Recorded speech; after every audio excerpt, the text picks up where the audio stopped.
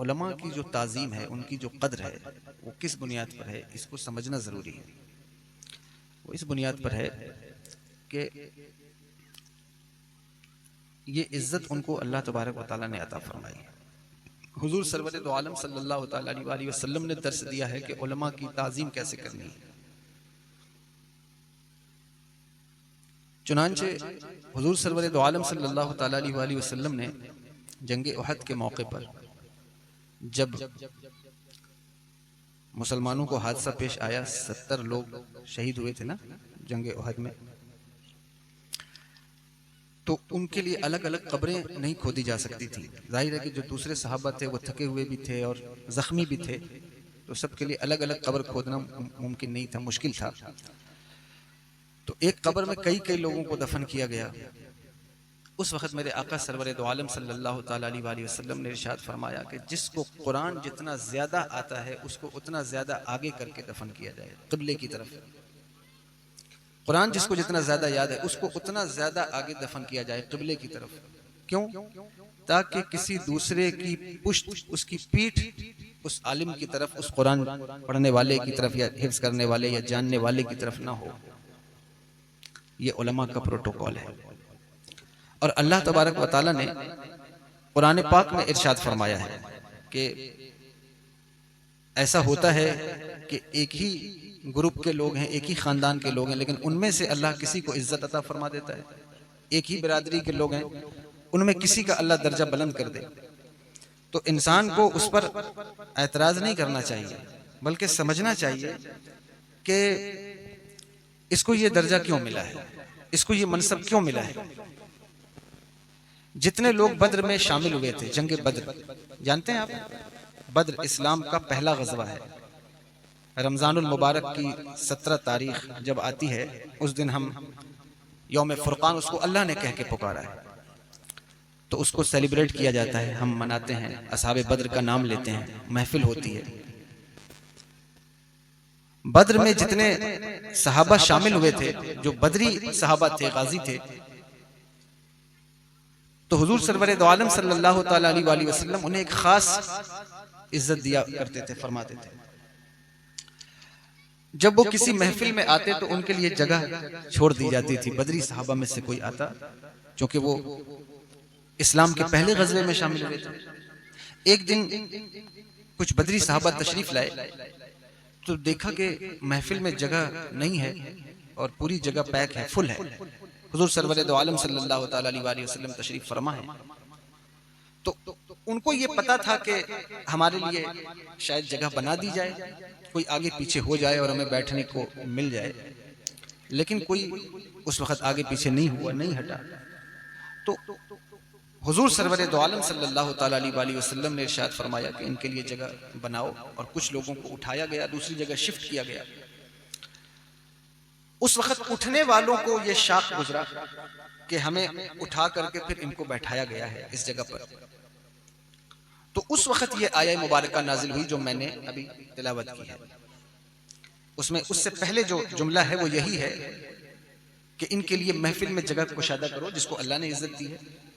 और अल्लाह जिसे चाहे तुम में से, ये तलखीस बयान कर रहा हूँ, तफहीम तर्जमा नहीं कर रहा हूँ, जिसे चाहे अल्लाह ईमान वालों में उसको इज्जत देगा और इल्म वालों को इज्जत अता फरमाता है। वल्लज़ीना उतुल इल्म दरजात। तो इससे ये बात पता चली, इसी से ये बात निकली है कि उलमा की कद्र करना, उनकी इज्जत करना, उनको प्रोटोकॉल देना, ये कोई ख़राब बात नहीं है। ये हुजूर सरवर दो आलम सल्लल्लाहु तआला अलैहि वसल्लम का तरीक़ाकार है कि हुजूर ने ये बात इरशाद फरमाई है।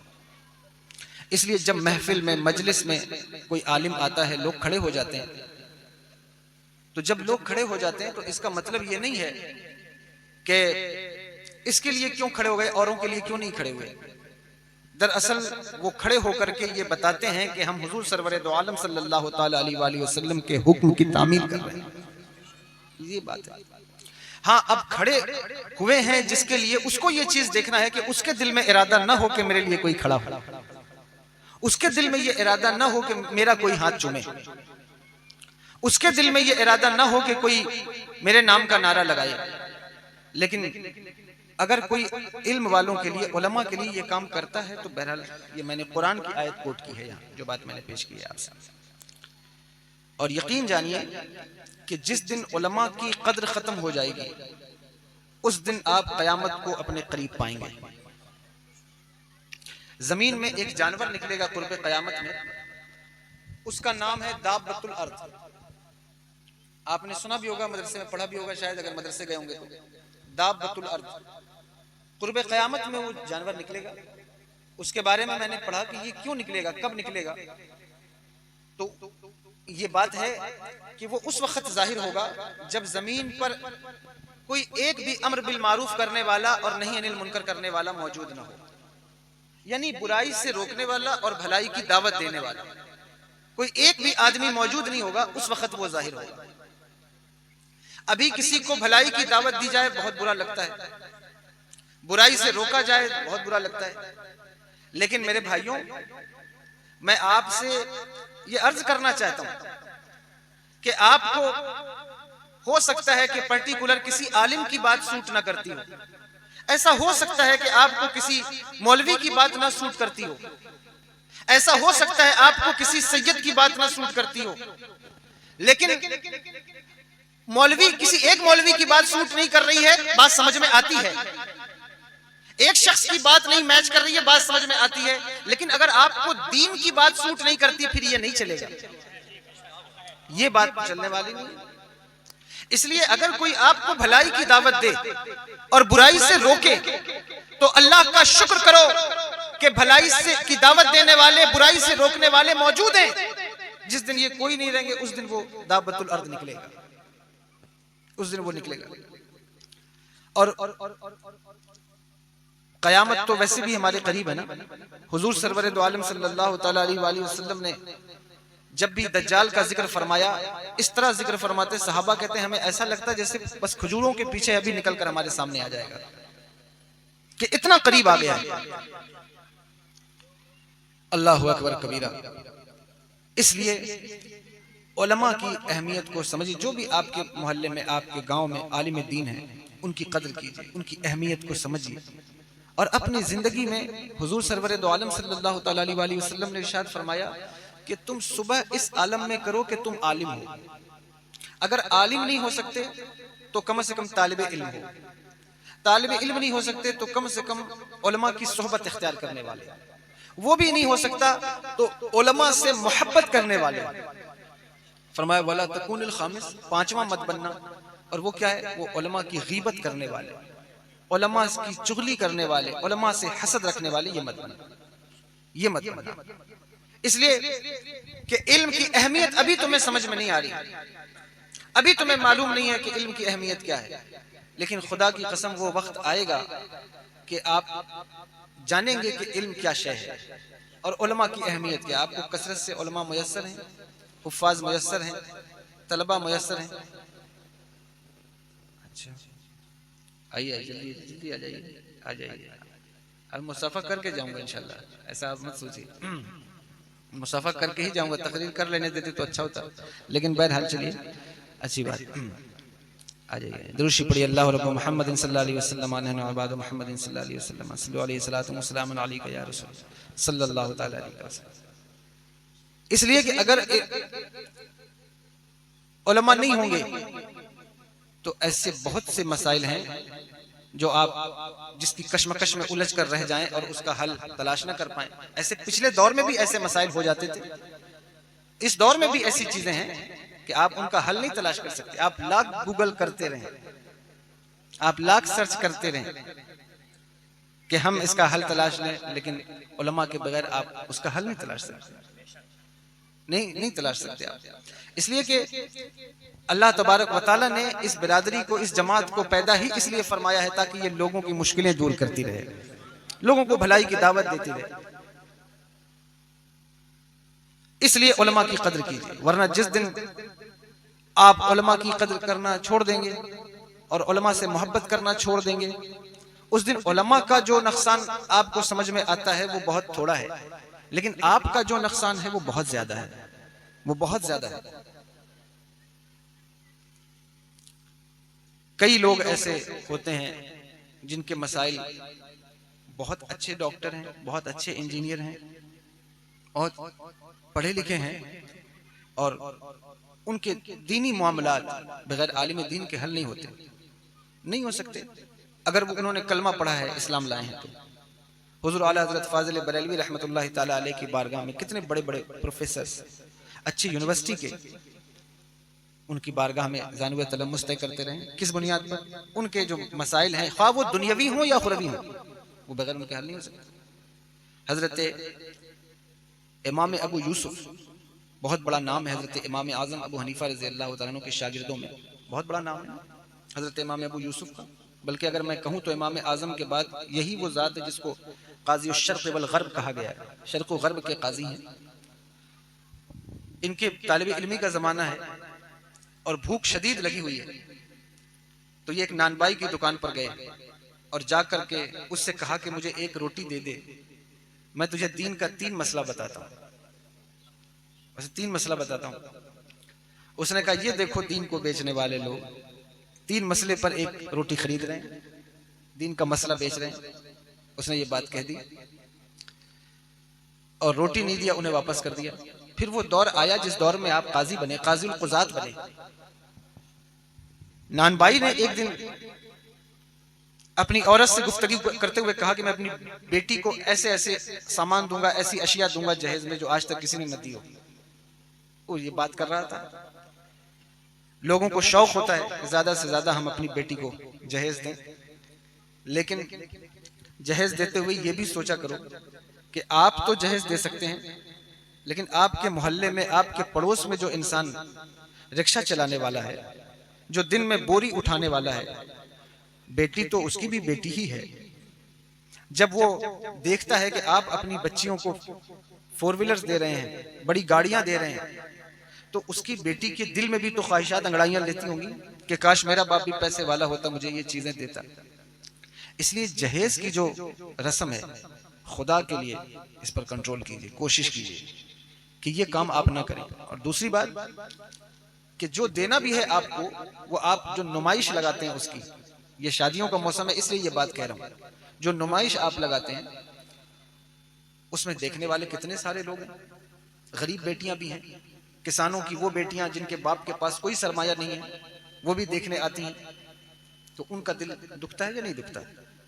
जाहिर है कि वो देखेंगी कि फलां की बेटी को इतना मिला, मुझे तो कुछ भी ना मिला। फिर उसमें कुछ ऐसी औरतें भी आती हैं जो किसी की ऑलरेडी सास हैं, फिर वो देखती है कि फलां की बेटी को इतना मिला और मेरी बहू को तो कुछ भी ना मिला, तो उसके ऊपर जुल्म तशद्दुद शुरू हो जाता है। इसलिए ये चीजें हैं जो आपको अपने जहन में रखना चाहिए, इसका ख्याल आपको करना चाहिए। मेरे आका सरवर दो आलम सल्लल्लाहु तआला अलैहि वसल्लम ने इरशाद फरमाया, यतीमों के सामने अपने बच्चों से प्यार न करो, बेवाओं के सामने अपनी बीवियों से मोहब्बत का इजहार न करो, इसलिए कि उनका दिल दुखेगा कि काश मेरा बाप भी जिंदा होता तो मुझको मोहब्बत से देखता। जो बेवा है वो ये देखेगी कि मेरा शौहर भी जिंदा होता तो मुझे भी मोहब्बत के ये तोहफे अता करता। इसलिए हमें इस चीज का ख्याल करना चाहिए। और उसने अपनी बीवी से कह दिया कि मैं ऐसी चीज दूंगा जो किसी ने न दी हो। तो बीवी बहरहाल बीवी होती है, और उसने कहा कि तुम अपनी बेटी को वो चीज दोगे जो आज तक किसी ने न दी हो, तुम्हारी हैसियत ही क्या है? तवज्जो है आपकी, सुन रहे हैं बात को या नहीं? तुम्हारी हैसियत ही क्या है? इसलिए कि आप पूरी दुनिया के सामने, पूरे लोगों के सामने जो है वो जो जी में आए वो बोलते रहे, लेकिन जब आप अपनी बीवी के सामने गुफ्तगू करते हैं फिर उसे पता होता है कि आपकी हैसियत क्या है, आप कितना कमाते हैं और कितना बोलते हैं, ये बीवी को बखूबी मालूम होता है ना। तो बुखराती करने वालों को, जो बुखराती करते हैं उन दुनिया के सामने कर सकते हैं, लेकिन अपनी ज़ौजा के सामने नहीं कर सकते। इसलिए कि सारी दुनिया भी अगर आपकी शख्सियत का एतराफ कर ले तो जरूरी नहीं कि आपकी बीवी भी आपकी शख्सियत का एतराफ कर ले। ये जात खुदा की कसम मेरे मुस्तफा की है, और अल्लाह के करम से, मुस्तफा जाने रहमत के सदके से अल्लाह जिसको चाहे अपने नेक बंदों में अता फरमा दे कि उनकी बीवियां भी उनका एतराफ करें। ये बहुत टफ काम है, मुश्किल काम है। इसलिए अगर किसी की शख्सियत के बारे में जानना हो ना, तो उसका सबसे बेहतरीन इंटरव्यू उसकी बीवी दे सकती है। इसका इंसान की कैटेगरी क्या है, इसका किरदार क्या है। इससे इस बात पर भी आप गौर कीजिएगा, देखिएगा कि जिसकी बीवी अपने शौहर को 40 गालियां सुबह से शाम तक दे रही है, अगर वो लोगों में कीड़े और ऐब निकाल रहा है, उसको देखना चाहिए कि अगर उसकी शख्सियत में उसकी बीवी ही ऐब निकाल रही है, फिर उसका किरदार लोगों के सामने है। इसलिए उसको कोशिश करनी चाहिए कि अपना किरदार इतना साफ और शफाफ रखे कि उसकी ज़ौजा भी उसकी मोतरफ हो। तो हुजूर सरवर दो आलम सल्लल्लाहु तआला अलैहि वसल्लम की जिंदगी में आप ये चीज देखेंगे कि हजरत अम्मा आयशा सिद्दीका रजी अल्लाह ताला अन्हा का इंटरव्यू लिया है साहबा ने और पूछा है कि अम्मा आप बताइए कि हुजूर का अखलाक क्या था। उन्होंने कहा तुमने कुरान नहीं पढ़ा, कुरान सारा का सारा मुस्तफा जाने रहमत का काना खुलुकुल कुरान। तो अर्ज ये करना चाहता हूं कि बीवी के सामने उसने ये बात कह दी कि मैं, बीवी ने कहा कि तुम्हारी हैसियत ही क्या है कि तुम अपनी बेटी को, अब वो जलाल में आ गया, क्योंकि जो किसी पर अपना गुस्सा ना निकाल सके वो बीवी पर जरूर अपना गुस्सा निकाल लेता है। जलाल में आ गया और उसने आकर कहा जलाल में कि अगर मैंने अपनी बेटी को जहेज में दोनों जहान की नेमतें न दी ना तो तुझे 3 तलाक। ये उसे गुस्से में कह दिया। अब ये जो बात तो उसने कह दी, लेकिन अब जबान से जुमला अदा हो गया। अब परेशान हुआ कि तलाक हुई कि नहीं हुई, अब मैं 2 जहां की नेमतें लाऊं कहां से? तो किसके पास मसला पूछने जाएगा? किसी इंजीनियर के पास। इस दौर के लोग इंजीनियर से मसला पूछते हैं। अच्छा, प्रॉब्लम यह है कि लोग इलाज हार्ट की प्रॉब्लम हो फिर किसी इंजीनियर के पास नहीं जाते, वो डॉक्टर ही तलाश करते हैं। पैर में दर्द हो, खांसी आ रही हो, फिर वो किसी आर्किटेक्ट का इंतखाब नहीं करते, डॉक्टर ही के पास जाते हैं। लेकिन दीनी मसाइल में आप कभी फला के पास, कभी फला के पास, कभी किसी का सोशल मीडिया का प्लेटफॉर्म यूज कर रहे हो। नौजवानों से कहता हूँ, एक शख्स है उसका नाम है मोहम्मद अली मिर्जा, इंजीनियर कहते हैं उसको, वो दीनी मसाइल बयान करता है और क़यामत की निशानियों में से एक निशानी है वो, इसलिए कि हुजूर ने इरशाद फरमाया मेरे आका ने कि कुर्बे क़यामत में तुम्हारे अगले, तुम्हारे पिछले, तुम्हारे अगलों पर जो है वो लानत करेंगे, यानी उनको बुरा भला कहेंगे। उसकी जिंदा जीती जागती मिसाल है इंजीनियर मोहम्मद अली मिर्जा। किसी बुजुर्ग को उसने नहीं छोड़ा, अल्लाहु अकबर कबीरा, जिनकी किताबों को पढ़कर इंसान जबान खोलने लायक हो जाए, फिर उन्हीं बुजुर्गों पर अंगुष्ठ नुमाई की जाए। इससे बड़ी इंसानियत की दुश्मनी और क्या हो सकती है? जिसने तुम्हें पढ़ना सिखाया, जिसने तुम्हें बोलना सिखाया, जिसकी वजह से तुम मुसलमान हो, जिसकी वजह से तुम्हारे अखलाक और किरदार संवरे, फिर उसी के बारे में बदगोई करना कितनी खतरनाक बात है। एतराज करना एक अलग बात है। एतराज हमारे यहाँ होता आया है, उलमा पर एतराज होता रहता है, उनके तलबा करते रहते हैं, तलामिज़ा करते रहते हैं, पूछते रहते हैं। और इमाम आज़म अबू हनीफा रजी अल्लाह तआला अन्हु पर जितने एतराज़ात हज़रत इमाम अबू यूसुफ रजी अल्लाह तआला अन्हु ने कायम किए हैं उनकी किताबों पर, उनके कौल पर किसी ने नहीं कायम किए, लेकिन वो सबसे चहीते शागिर्द हैं। इसलिए कि एतराज अगर दीन के लिए हो तो वो खूबसूरत होता है, लेकिन एतराज अगर जात के लिए हो, नफ्स के लिए हो, ईगो के लिए हो, वो बदसूरत हो जाता है। इसलिए इल्म की दुनिया में एतराज को कभी नहीं मना किया गया, लेकिन कहा यह जाता है कि एतराज का रुख किधर है। जो एतराज किया जा रहा है उसका रुख अगर दीन की तरफ है वो खूबसूरत होगा, अगर वो जात की तरफ है बदसूरत हो जाएगा। एतराज करने में हर्ज नहीं। अल्लाहु अकबर कबीरा। खैर, अब वो ढूंढने लगा उलमा को, कोई आलिम मिले तो मैं उससे पूछूं।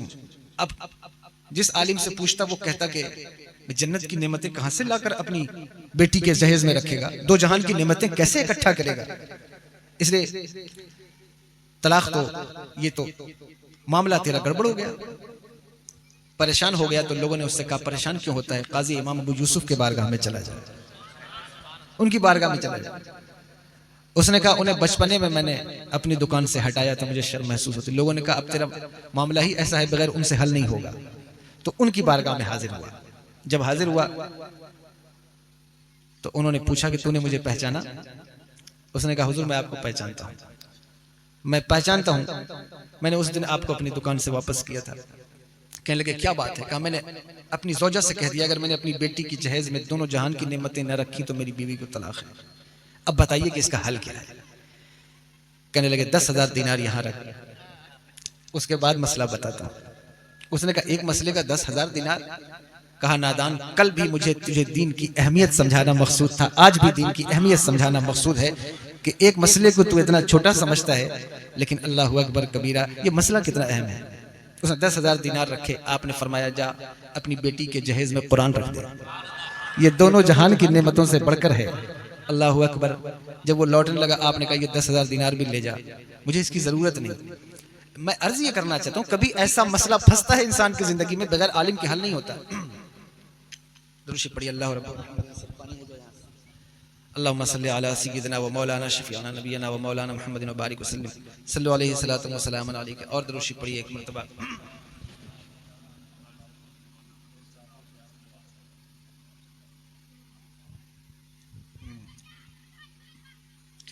तकरीर गर्चे न हो सके, लेकिन इंसान आने के बाद कुछ न कुछ बात तो जरूर करता है, इसलिए हक बनता है कि आने के बाद कुछ बात ऐसी की जाए जिससे आवाम को फायदा हो। बस वही बात अर्ज कर रहा हूँ। कल पूरी रात भी मैं दरअसल सोया नहीं हूँ, आज दिन भी सफ़र रहा है मेरा पूरा, तो अब इस वक्त जो है, लेकिन फिर भी जो बात मैं आपसे पेश कर रहा हूँ ये बात अहम है इल्म के हवाले से, कि आप उलमा की अहमियत को समझिए, गौर कीजिए कि इल्म कितना ज़रूरी है। आज ये उलमा मुयस्सर हैं, जो कंडीशन है हमारे मुआशरे की, ऐसा लगता है कि आने वाले वक्त में दूर दूर और खाल खाल कोई आलिम नज़र नहीं आएगा, इसलिए कि लोग अपने बच्चों को इल्म दीन नहीं पढ़ा रहे, उन्हें इल्म दीन की तरफ मुतवज्जे नहीं कर रहे। सब कुछ पढ़ाते हैं, दीन नहीं पढ़ाते। यही वजह है कि बद अखलाकी, बद किरदारी, बद ज़बानी, बद तमीज़ी, बेहयाई अवाम में उरूज पा रही है। इसलिए कि मैं असरी उलूम का इनकार नहीं करता, कॉलेज जाने से नहीं रोकता, स्कूल जाने से नहीं रोकता, बल्कि अल्लाहु अकबर कबीरा, ये तो वक्त की ज़रूरत है। मैं अपने तलबा से भी कहता हूँ, खुद पर भी इस बात को अप्लाई करता हूँ, लोगों से भी कहता हूँ कि ज़रूरत है कि जिनके पास दीन का इल्म है वो दुनिया की ज़बानें सीखें। अगर उन्हें ज़बान नहीं आएगी, उनका कम्युनिकेशन सिस्टम अच्छा नहीं होगा, वो लोगों से कैसे दीन पहुँचा सकें? ज़रूरत है। लेकिन किसी कॉलेज के सिलेबस में, किसी स्कूल के सिलेबस में आपको कभी माँ के हुकूक का कोई बाब नहीं मिलेगा, आपको बाप के हुकूक का कोई बाब नहीं मिलेगा, आपको अखलाकियात का कोई बाब नहीं मिलेगा। ये मैं जिम्मेदारी से कह रहा हूँ कि आप देखें, मैनर्स सिखाए जा सकते हैं, लेकिन कभी अखलाकियात के उस बाप को ईमान पर महमूल नहीं किया जा सकता। इस्लाम का तरीक़ा कार यह है कि वो हमारे मैनर्स को, हमारे तौर और तरीक़ों को हमारे दीन में दाखिल कर देता है, और वो बताता है कि तुम्हारा बिहेवियर तुम्हारे बाप के साथ कैसा होना चाहिए, तुम्हारी माँ के साथ कैसा होना चाहिए, तुम्हारी बीवी के साथ कैसा होना चाहिए, तुम्हारे पड़ोसियों के साथ कैसा होना चाहिए, तुम्हारे कुलीग्स के साथ कैसा तुम्हारा बिहेवियर होना चाहिए। ये इस्लाम हमें सिखाता है। इसलिए अपने बच्चों को कम से कम इतना दीन पढ़ाओ कि वो तुमसे बात कैसे करना है ये इस्लाम के पैराए में जान सके, सीख जाए। ये जरूरी है। हुजूर सरवर दो आलम सल्लल्लाहु तआला अलैहि वसल्लम ने इरशाद फरमाया कि कुर्ब क़यामत में इल्म दुनिया से उड़ जाएगा। हजरत अनस इब्न मालिक रज़ी अल्लाह तआला अन्हु ने अर्ज की, हुजूर इल्म कैसे दुनिया से उड़ जाएगा? क्या इल्म सीने से खींच लिया जाएगा? हुजूर ने कहा नहीं नहीं, दरअसल तुम्हारे बीच से उलमा उठा लिए जाएंगे, उनकी जगह लेने वाला कोई दूसरा नहीं आएगा, उनकी जगह कोई दूसरा वैसा आलिम पैदा नहीं होगा। देखो जमाना गुजर रहा है, मुफ्ती आज़म हिंद के बाद कोई मुफ्ती आज़म हिंद दिखाओ, नहीं दिखा सको। ताजुश शरिया के बाद कोई ताजुश शरिया दिखाओ, नहीं दिखा सको। उलमा उठ रहे हैं, और जो तुम्हें मुयस्सर हैं, अगर तुम उनकी कदर नहीं करते, अगर उनकी अहमियत को नहीं समझते, यकीन जानो कि तुम अपनी नस्लों के साथ नाइंसाफी कर रहे हो। खुदा के लिए ये नाइंसाफी ना करो। अपने मौलाना, अपने हाफिज, कारी, जो भी आप कहते हैं हमें कुरान पढ़ना नहीं आता, नमाज पढ़ना नहीं आता, आप 20,000 देकर, 25,000 देकर जो है वो दुनिया भर के फालतू के काम अंजाम देते हैं। लोग 20-20,000 रुपए खर्च कर मैच देखने जाते हैं स्टेडियम से, यहाँ से, और आप 2,000 देकर किसी हाफिज को हायर नहीं कर सकते कि वो आपको कुरान सही पढ़ना सिखा दे 1 महीने में। आप कर सकते हैं, लेकिन आप नहीं करते। ये बेसिक चीजें हैं जो आपको सीखना चाहिए। किसी एक आलिम को आप 5,000 रुपए दें और उससे कहें कि हुजूर आप मेरे बच्चों को और मुझे नमाज का सही तरीका सिखा दें कि नमाज पढ़ना कैसे है, कुरान पढ़ना सिखा दें। अगर आपकी मौत दौरान तालिब इल्मी हुई तो खुदा की कसम इससे बेहतरीन मौत नहीं हो सकती। उलमा से पूछो, जिसको डॉक्टर नो गारंटी कह दे, कोई गारंटी नहीं है, पता नहीं आज जाए कल जाए, 1 हफ्ते का टाइम है, 2 हफ्ते का, उसको कौन सी इबादत करना चाहिए? उलमा कहते हैं उसे तालिब इल्म बनना चाहिए। उसे चाहिए कि वो इल्म हासिल करने लग जाए, ताकि जब वो दुनिया से जाए तो तालिब इल्म बनकर दुनिया से जाए। हजरत और इल्म हासिल करने की कोई उम्र नहीं है। माँ की गोद से लेकर कब्र की गोद तक इल्म हासिल करना है। हजरत इमाम मालिक रजी अल्लाह तआला अन्हु की बारगाह में आखिरी वक्त है उनका, और उस आखिरी वक्त में उनके एक दोस्त उनकी बारगाह में आए, तो आपने उनसे किसी मसले के बारे में पूछा। उन्होंने कहा हुजूर आपका आखिरी वक्त है, अब भी आप मसला पूछ रहे हैं, आपको इसकी क्या जरूरत है? कहा जरूरत कुछ भी नहीं है, दरअसल बात यह है मेरे आका ने फरमाया माँ की गोद से लेके कब्र की गोद तक इल्म हासिल करना है, अभी मैं कब्र की गोद में तो नहीं पहुंचा हूं, इसलिए इल्म हासिल कर रहा हूं। इसलिए आप समझते हैं कि नहीं हमारे दांत टूट गए, दाढ़ी सफेद हो गई, अब क्या इल्म हासिल करें? नहीं नहीं, अभी आपके पास वक्त है, तौबा का दरवाजा खुला है, गुनाहों से तौबा करें, इल्म के रास्ते पर आएं, और जो सही सच्ची बात है उसको कबूल करने की आदत उसी वक्त इंसान की होती है जब वो इल्म के रास्ते का मुसाफिर हो। वरना सारी जिंदगी आप उसे बुलाते रहें, समझाते रहें, अगर उसकी तवज्जो इल्म की तरफ नहीं है वो कभी आपकी बात पर कान नहीं धरेगा। यही वजह है हम जो माहौल देखते हैं अपने मुल्क में, अपने मुआशरे में, जुआ है, शराब है और खुराफात है, बदकारी है, बदकिरदारी है, झूठ है, गीबत है, चुगली है, हसद है, इससे भी खतरनाक माहौल था अरब का जब हुजूर तशरीफ लाए। शराब पीने वाले ऐसे कि अल्लाह अकबर कबीरा, उनकी गुट्टी में शराब थी।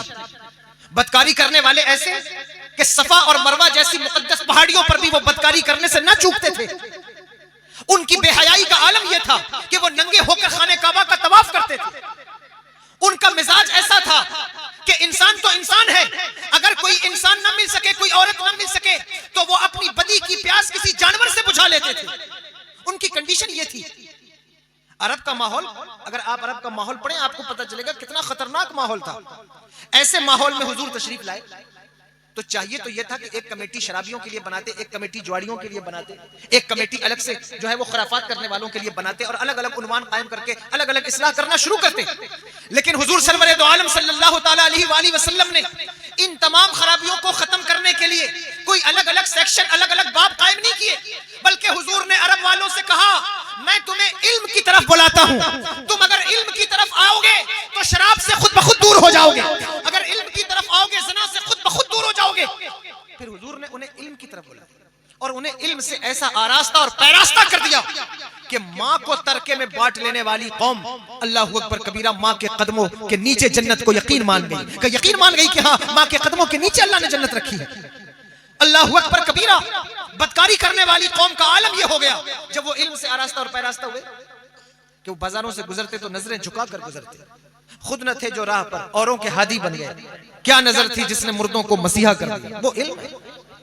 इसलिए आप इल्म की अहमियत और अपने उलमा की अहमियत की, जो भी उलमा है अगर आपसे कोई बात कहते हैं आपकी भलाई के लिए कहते हैं, वो आपके दुश्मन नहीं है। आलिम कौम का दुश्मन नहीं होता, आलिम कौम का खैरख्वाह होता है, लेकिन नश्तर जो लगाता है वो दुश्मन नहीं होता, वो तो आपका की इस्लाह करना चाहता है, उसको आपकी दुश्मनी से फायदा क्या है। जो उलमा को अपना दुश्मन समझे वो गलती पर नहीं, उलमा दुश्मन नहीं होते, वो आपकी इस्लाह करना चाहते हैं। इसलिए कि ये ड्यूटी किसी और ने नहीं लगाई, ये ड्यूटी कुरान ने लगाई है, ये ड्यूटी हुजूर की अहादीस मुबारका ने लगाई है। वो इस्लाह करते रहेंगे, वो आपको नेकियों की तरफ बुलाते रहेंगे, और वो भी इंसान है। ऐसा नहीं है कि उनसे कोई खता नहीं हो सकती, उनसे कोई गलती नहीं हो सकती, उनसे कोई जुर्म नहीं हो सकता है, लेकिन अल्लाह अकबर कबीरा आपको उनकी खताओं पर निगाह न करते हुए उनके उस तबलीग पर निगाह करनी चाहिए जो आपके लिए फायदेमंद है। जाहिर है जो आलिम है उसे चाहिए कि वो अपने किरदार पर नजर रखे, उसका किरदार साफ सुथरा हो, शफाफ हो, अच्छा हो, लेकिन आपकी तवज्जो इस बात पर हो कि हमें इस आलिम दीन से क्या फायदा है, क्या फायदा है। जब आप इस बात पर गौर करेंगे आपको पता चलेगा लोगों का ख्वाब है बादशाह बनने का, लोगों को लगता है कि हमें सारी दुनिया तवज्जो दे, हमें अटेंशन दे, हमारी रिस्पेक्ट करे।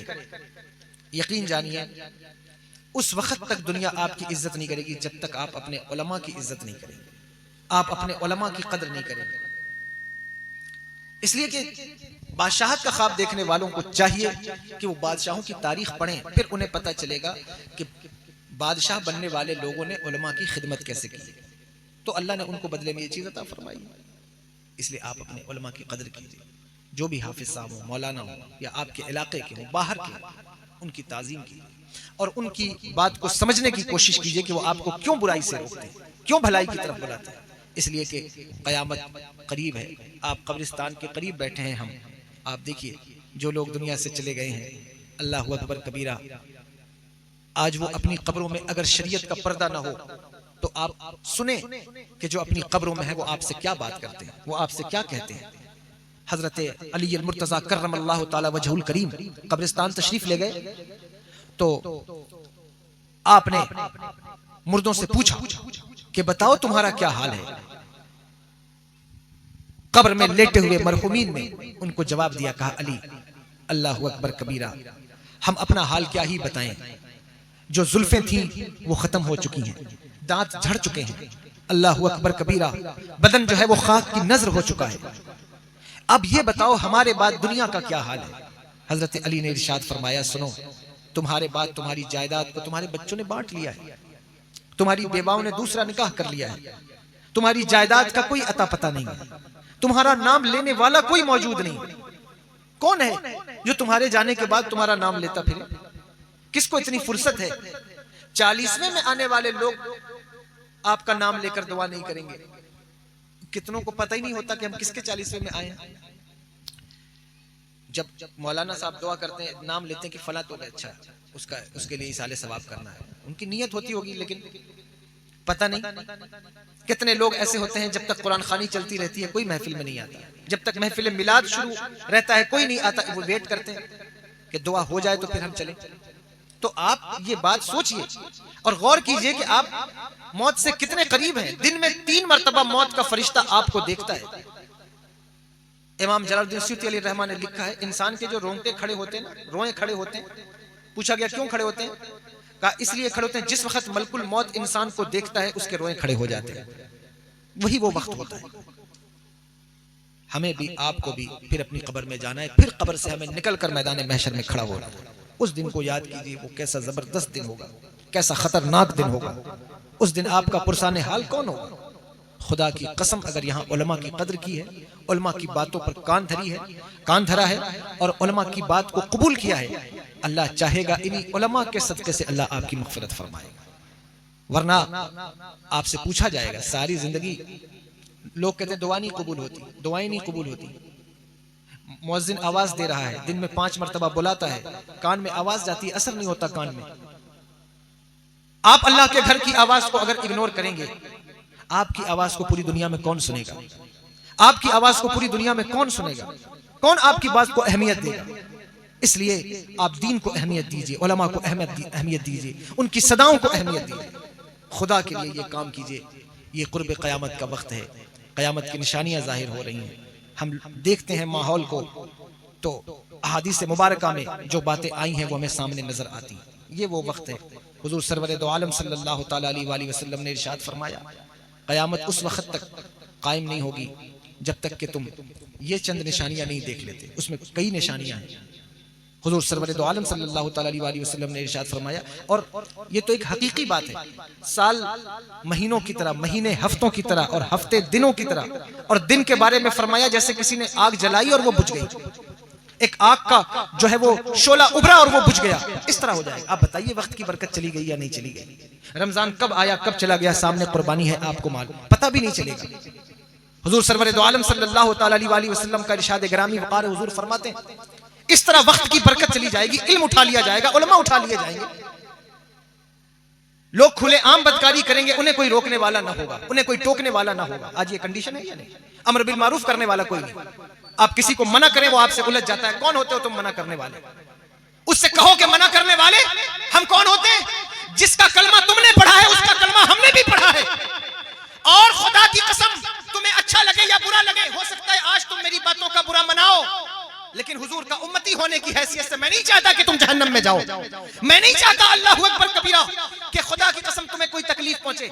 ये बात यहां आपको नागवार लग सकती है, लेकिन मैदान महशर होगा, फिर आप इन्हीं उलमा की कदर करेंगे कि आपने हमारे लिए भलाई की, आपने हमारे लिए भलाई की। इसलिए बातों को समझिए। कुर्ब क़यामत में इंसानों के अंदर जानवरों की सिफात पैदा हो जाए, वो किसी की बात सुनने को तैयार नहीं। कुर्ब क़यामत में मैंने पढ़ा है बुजुर्गान दीन के अक़वाल में कि इंसान के अंदर कुत्तों की सिफात पैदा हो। यहाँ बड़े बुजुर्ग लोग भी बैठे हैं, उनसे बहुत माजरत, मैं आपको रुसवा नहीं कर रहा हूँ, ये एक हकीकी बात है जो मैं आपको बताना चाहता हूँ। ये सिफात इंसान के अंदर पैदा हो जाए। कुत्तों की सिफत क्या होती है मालूम है? कुत्ता किसी दूसरे कुत्ते के मुंह में हड्डी देख ले, उस वक्त तक चैन से नहीं बैठता जब तक उसकी हड्डी छीन न ले। ये कुत्तों का तरीका है। ये मैं कह रहा हूं, कुर्बे क़यामत में ये आसार इंसानों के अंदर दिखेंगे।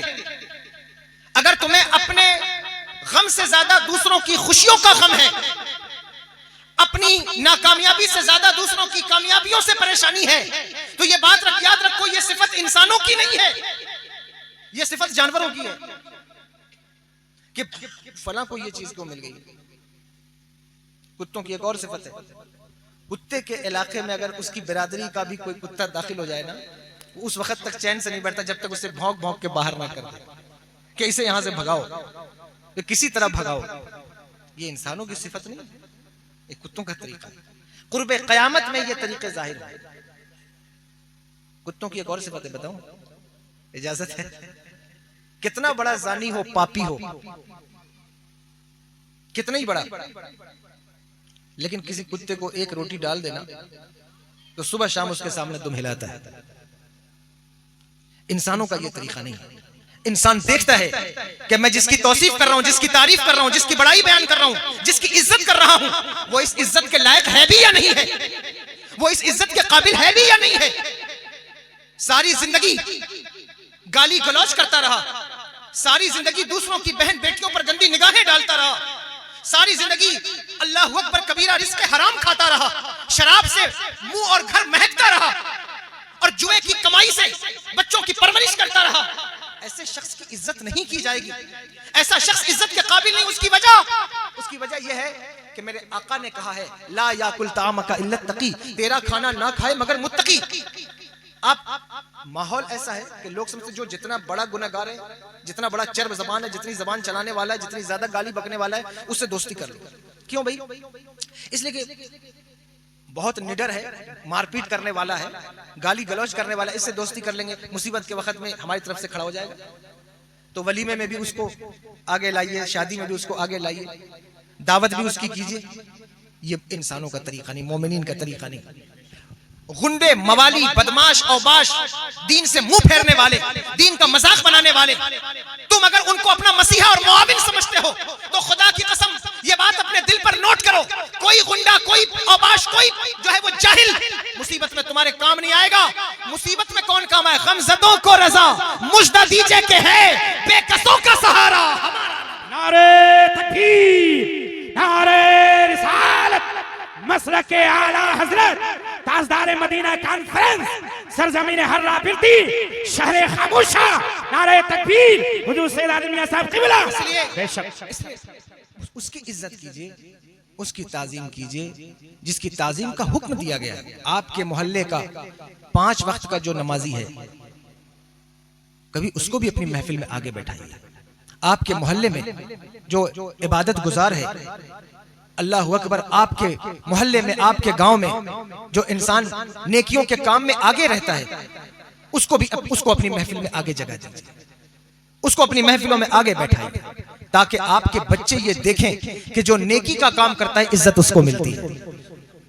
आज के इस दौर में अगर बच्चे शराबी बन रहे हैं, नशेड़ी हो रहे हैं, उसकी वजह क्या है? वो देखते हैं कि नशा करने वाले को भी बराबर इज्जत मिल रही है, जुआ खेलने वाले को भी बराबर इज्जत मिल रही है, गाली गलौज करने वाले को बराबर इज्जत मिल रही है, तो उन्हें लगता है नशा करने से कोई हर्ज नहीं, उन्हें लगता है जुआ खेलने से कोई हर्ज नहीं, बदकारी करने से कोई हर्ज नहीं। लेकिन जब वो देखेंगे कि शराबियों को इज्जत नहीं मिलती, जुआड़ियों को इज्जत नहीं मिलती, गाली गलौज, फितना फसाद बर्पा करने वालों को इज्जत नहीं मिलती, बल्कि नमाज पढ़ने वालों को इज्जत मिलती है, वो शराबी नहीं नमाजी बनेंगे, वो इबादत गुजार बनेंगे। इसलिए आपके ऊपर है, आप इस पर कोशिश कीजिए। कुत्तों की एक और सिफत है, बताऊं? कुत्तों की एक और सिफत है, अल्लाहु अकबर कबीरा। कुत्ता शहर में आने वाला, गांव में आने वाले नेक और बद में तमीज नहीं कर पाता है। चाहे उसके बदन पर जुब्बा हो, चाहे उसके बदन पर चोर का लिबास हो, वो दोनों पर बराबर भौंकता है। इंसानों की ये सिफत नहीं है। इंसान तमीज पैदा करता है कि हमें किससे बात करनी है, किसके ऊपर बात करनी है, किसके ऊपर नहीं करनी है।